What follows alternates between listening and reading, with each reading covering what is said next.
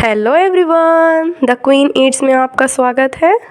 आज हम बनाएंगे सोया चंक्स की करी। ये रेसिपी बहुत ही सिंपल है, बहुत ही इजी है। तो चलिए आज की रेसिपी को शुरू करते हैं।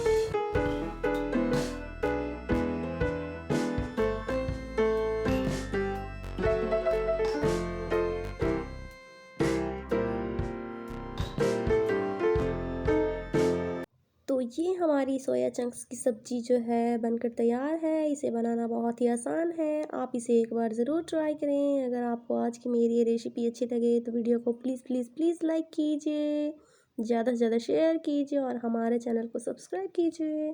Thanks for watching.